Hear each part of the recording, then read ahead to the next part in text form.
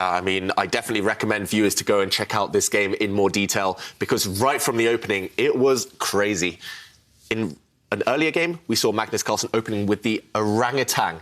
This time, he pushed the same pawn, but just one square. So the Larsen opening, playing what we call 1b3, and it's all to do with this bishop. You plant this bishop on a square very early on. You forget about the centre quite often. You allow black to occupy the centre, but you go active, and it's to do with this bishop. And in this position, white is under attack. This knight is under fire. Magnus actually played the bravest move. He played knight takes pawn, check. That knight now walking into no man's land, walking into black's camp alone. And black's king sidestepped the check, attacking the knight. And Magnus, rather than try and save it, it's actually impossible to save that knight right now. He played pawn takes pawn, simply giving up a piece after the bishop advanced. He brought his knight forward, stopping black's trade of the bishops. And we saw Magnus just give up this knight. He gave up a whole piece. And that was because of the beauty of his remaining bishop. This diagonal was key for the rest of the game. And we saw some twists, we saw some turns. In the end, Grischuk getting his queen trapped, but Magnus Carlsen playing really aggressive, ambitious chess. And I just love that one piece, that bishop. It's so instructive to see. Actually, it's not what's off the board, it's not what you sacrificed, it's the quality remaining.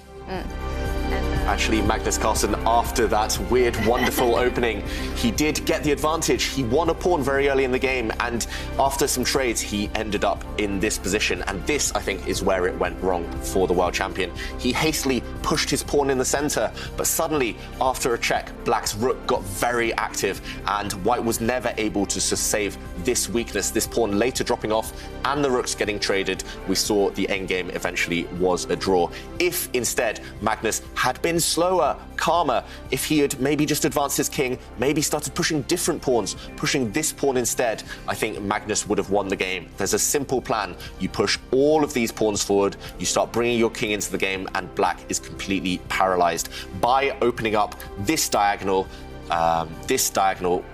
Magnus blew his advantage. He just got too impatient. He tried to push at the wrong moment, and Giri saved the game. I like the fact that Anish Giri, he tried to put some pressure on, but Nakamura found a way to defend. And, I mean, it started in this position. I think Anish Giri, after black offered this trade of queens, Anish Giri jumping in with his knight, maybe this was just too soon. Maybe he should have kept some tension, pushed his pawn up, defend this guy, and white has a very nice, stable, long-term advantage. But once he jumped in with his knight into the centre of the board, it was taken by black's bishop, and we did see a couple of trades. And I think this was the key move from Nakamura, or the start of the key sequence. Instead of going passive and defending this pawn, he started harassing Anish Giri's pieces. He brought his rook across, attacking the bishop here. Next move, he brought his other rook into the game, and with his very, very active rook, Nakamura was able to save the game. All right. Actually, it was this position where I think Daniel Dubov, he found a very nice way just to eliminate all the pressure from the game. White's knight currently, as we mentioned, was attacking this pawn in conjunction with the bishop in the corner. And you don't want to move this pawn. Actually, if you move it, this would be a huge blunder. This would walk into a checkmate. White would give a check with the knight. The king only has one safe square, and suddenly rook takes pawn, and this king is trapped. The rook defended by White's knight, everything teaming up for White to trap the black king. So instead, Dubov found this nice idea, the bishop dropping back, and after White's pawn pushed, he just eliminated that pawn, sacrificing a piece temporarily, and after a series of trades, he played rook check.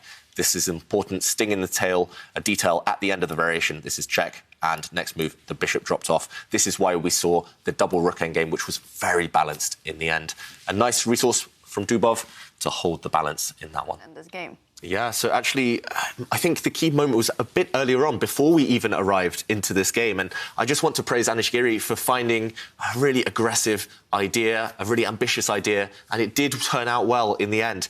In this position, it looks like what black has the attack, these two rooks aiming down towards White's king. And it does look scary. However, this pawn is protected by the white knight. Also, this white knight doing a fantastic job, doing a dual-purpose job, attacking the black rook. In this position, Anish Giri saw the opportunity to get rid of one of White's best pieces. This bishop creates a pin along this diagonal, so black just gave up one of his rooks. He took the bishop, and now, after this knight had to recapture, he took one of White's central pawns. So Jovanka mentioned earlier, rooks, sometimes they're on a sliding scale. Sometimes they are worth bishops, they are worth knights, and it was more important to get rid of white's strongest piece and jump in to the centre with your knight. And the next move, bringing the queen out to the side, suddenly Anish Giri was turning things in his favour. There's still threats, but now with the queen rather than the rooks. And later on, we saw eventually white had to lose material because his king was just too weak.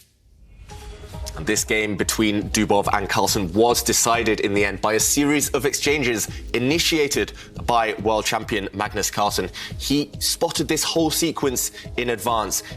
As black here, Magnus brought his rook down the board, attacking the queen and also indirectly attacking the knight behind it. Dubov found the best reply, the best defense for white. He had to give up his queen here. He played queen takes knight, sacrificing the queen, and after the bishop recaptured, rook takes rook. And now Magnus, he had spotted this in advance. He cannot play the most obvious move, queen takes rook, because after knight check, attacking the king, suddenly the black queen would fall. She would drop off the board. Magnus, he ended this series of exchanges with a very clever move. He just played rook takes knight calmly, and after rook takes queen, he recaptured. And a quick material count shows that it is actually equal after all those exchanges. Same number of pawns, but it's the quality of pieces that decides things, and especially this bishop, so dominant in the centre of the board, eyeing up 2 pawns. Magnus was able to win one of them and eventually guide that to victory. And, I mean, so many twists and turns in that one, but in the end, it was down to Aronian's genius. He actually found this tactic I think maybe Magnus Carlsen missed.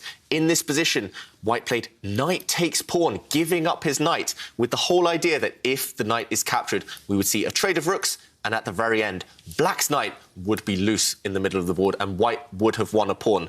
This idea bagged Aronian a pawn the first time, and then if we fast forward a few more moves, we do see that 6 moves later, we got a second opportunity for the same idea. Aronian again finding knight takes pawn on the same square. Again, it's check. And now, if black had taken this pawn, the knight would be loose in the centre of the board. Aronian using the same idea twice, and both times won him a pawn. Eventually, he converted the extra 2-pawn advantage into a win.